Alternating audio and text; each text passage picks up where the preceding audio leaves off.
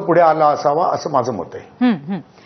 संदीपजी, आजच्या भाषणामध्ये सुद्धा त्यांनी ओझरता उल्लेख केला की कल्याण डोंबिवलीमध्ये किती खालच्या पातळीवर राजकारण चाललंय, त्याच्याबद्दल मी उद्धव ठाकरेंशी बोललो सुद्धा असं राज ठाकरे म्हणालेले आहेत. परंतु हा विषय कुठेतरी वरवरच मिटवण्याचा प्रयत्न होता असं आपल्याला वाटतं का? आता असं बघाय, त्यांनी शिसारी येणारं राजकारण हा त्यांनी शब्दप्रयोग केलाय तिकडे. तर शिसारी कोणामुळे येते हे जरा त्यांनी स्पष्ट करायला पाहिजे. असं आहे, कल्याण डोंबिवलीच्या इलेक्शनमध्ये एकनाथ शिंदे यांच्या शिवसेनेला 53 जागा मिळाल्या आहेत, भारतीय जनता पार्टीला 50 जागा मिळाल्या आहेत. आणि 53 जागा मिळाल्यानंतरही राज ठाकरे यांच्या गटाने पाठिंबा जाहीर केलेला आहे. प्रश्न असा येतो की शिंदेनी पाठिंबा मागितला का, की मनसेने स्वतःहून पाठिंबा जाहीर केला, याही गोष्टी स्पष्ट होणं गरजेचं आहे. तर राजू पाटलांनी सांगितलं आम्ही पाठिंबा दिला. श्रीकांत शिंदेंचंही म्हणणं होतं की त्यांनी आम्हाला पाठिंबा दिलेला आहे. आता शिवसेनेचे काही नगरसेवक जायच्या मार्गावर आहेत, ते का जात आहेत, गेलेत का खरंच, अजून आत्ता नेमक्या त्यातल्या घडामोडी स्पष्ट व्हायच्या आहेत. मुंबईमध्ये म्हणाल किंवा ठाण्यामध्ये म्हणाल किंवा कल्याण डोंबिवलीमध्ये म्हणाल, या 3 ठिकाणी एखादी सत्ता मिळाली. अन्यही काही ठिकाणी मिळालेल्या आहेत भारतीय जनता पार्टी आणि एकनाथ शिंदे यांच्या शिवसेनेला. मग शिसारीचा प्रश्न कुठे आत्ता या क्षणाला येतोय? आता महापौरपदाचं आरक्षणाची सोडत जाहीर झालेली आहे. तशा अर्थानं जर बघितलं तर पळवापळवी करायची काही गरज नाही, कारण मुंबईमध्येही महायुतीत लढलेले आहेत. महापौर दोघांमध्ये ठरवून घेऊ शकतो. ठाण्यामध्ये एकनाथ शिंदे यांना 75 जागा मिळाल्या, भारतीय जनता पार्टीला 28 जागा मिळालेल्या आहेत. तिथेही स्पष्टपणे महायुतीचा महापौर येणार आहे. आणि कल्याण डोंबिवलीमध्ये स्पष्ट बहुमत आहे, त्यामुळे तिथेही महायुतीचा महापौर येणार आहे. मग शिसारी का आली, कशा करता आली, हे राज ठाकरेंनी स्पष्ट करणं गरजेचं होतं. काय होतं, काही शब्द आपण वापरतो त्याची स्पष्टता देणं हे तितकंच गरजेचं असतं. ते झालं असतं तर अधिक बरं झालं असतं. पण मग या शब्दांची स्पष्टता का नाही दिली जाते? तुमचा काही याच्यावरती टेक आहे का? कारण हे समीकरण जे या 2 भावांमधलं आहे ते अनेक वर्ष तुम्ही बघत आलात कशा पद्धतीने बदललंय. परंतु लवचिकता हा, राजकीय लवचिकता हा मुद्दा असू देत किंवा शिसारी येणारं राजकारण, अगदी ओझरते उल्लेख करून त्याच्यावरती पुढे काहीच बोललेले नाही राज ठाकरे. त्या संदर्भातला तुमचा टेक काय?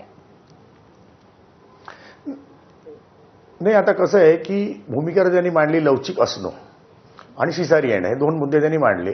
पण तथापि त्यांना आत्ताच्या परिस्थितीमध्ये तुम्ही जर बघितलं असेल राजकीय समीकरणं, तर महानगरपालिका निवडणुकीमध्ये भारतीय जनता पार्टी 23 महानगरपालिकांमध्ये सत्तेमध्ये आहे 29 पैकी. या सर्वात जास्त नगरसेवक भाजपचे आहेत. 2 नंबरला तुम्ही बघितलं असेल तर एकनाथ शिंदेचे 399 नगरसेवक आहेत, शिवसेनेचे 155 आहेत, राज ठाकरेंचे 15 का 16 नगरसेवक आहेत. या दोघाही बंधूंपेक्षा एकनाथ शिंदेचे नगरसेवक जास्त आहेत. किंबहुना काँग्रेस जोडलं तर त्यांच्याही पेक्षा जास्त नगरसेवक आज एकनाथ शिंदेंनी आणलेले आहेत. मग त्यांनी लढत दिली, एक टक्कर घेतली, एका स्टेजला आणून ठेवलेली आहे. आता खरं बघितलं तर बोलायला काही तसं फार काही शिल्लक अशातला भाग नाहीये. एक भावनिक मुद्दा, भाषणाच्या ओघामध्ये काही पंचेस देणं, आणि दुसरी गोष्ट हा जो आत्ता कल्याण डोंबिवलीचं जे काही घडतंय आणि त्या अनुषंगाने ज्या मीडियातनं बातम्या येत आहेत त्या बातम्यांच्या पार्श्वभूमीवरती हे लवचिकता आणि शिसारी हे शब्द आले असं माझं मत आहे. बरं, पण आता कल्याण डोंबिवलीच्या अनुषंगानेच हा राजकीय लवचिकता या शब्दाचा प्रयोग जर राज ठाकरेंनी केलाय असं आपण आत्ता गृहीत धरलं किंवा आता मानलं आपण, तर भविष्यामध्ये सुद्धा आणखीन काही महापालिकांमध्ये त्यांच्या वतीने आणखीन राजकीय लवचिकता दिसेल असं तुम्हाला वाटतंय? तुम्ही एक बघा, याच्या आधीच्या इलेक्शनच्या वेळेला शिवसेना उद्धव ठाकरे म्हणजे तेव्हा अखंड शिवसेना होती, मनसेचे 6 नगरसेवक मुंबईतले त्यांनी पळवलेच होते की. तेव्हाची राज ठाकरेंची वक्तव्य काढून बघा. तर राजकारणामध्ये कसं आहे माहिती का, या तळामध्ये खालच्या पातळीवर किंवा वरच्या पातळीवर पळवापळवी आता इतकी उघड झालेली आहे, याच्यामध्ये आता कोणालाच काही वाटत नाहीये. आणि लोकही, मतदारही हतबल आहेत. आता भारतीय जनता पार्टीने ज्यांच्या विरोधामध्ये टोकाचे आरोप केले होते, ईडी सीबीआय लागली होती, त्या सगळ्यांना भारतीय जनता पार्टीत घेऊन पावन केलं, मंत्री केलं, आमदार केलं. लोक आता आपण उदाहरणच घ्यायचं झालं तर अशोक चव्हाणांचं उदाहरण घेऊ. अशोक चव्हाणांच्या नांदेडमध्ये काय झालं? भारतीय जनता पार्टी सत्ता आली. कोणामुळे आली? अशोक चव्हाणांमुळे आली. त्याच अशोक चव्हाणांना खासदार केलं गेलं.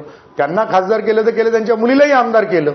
लोकांना काही वाटतं का? काही वाटत नाहीये. किंवा काय नेमकं होतंय घडतंय हे आता समजणं कठीण आहे. असे असंख्य उदाहरणं तुम्हाला देता येतील की आता नाशिकमध्ये बडगुजर पडला, पण त्या बडगुजरच्या संदर्भामध्ये सलीम कुत्ता, दाऊदचा माणूस, त्याच्याबरोबर ती गेल्यावरून नितेश राणे आणि स्वतः देवेंद्र फडणवीस यांनी विधिमंडळात किती आरोप केले होते, काय भाषणं केली होती, एकदा आठवून बघा. अशी अनेक भाषणं सत्ताधारी पक्षाची, भारतीय जनता पार्टीची सांगता येतील. बरोबर आहे, नक्कीच. आता भुजबळांचं सुद्धा घसरलेली पातळी बरोबर आहे. आज भुजबळांचं सुद्धा उदाहरण आहे संदीपजी, त्यांच्यावरती सुद्धा अनेक आरोप होते, परंतु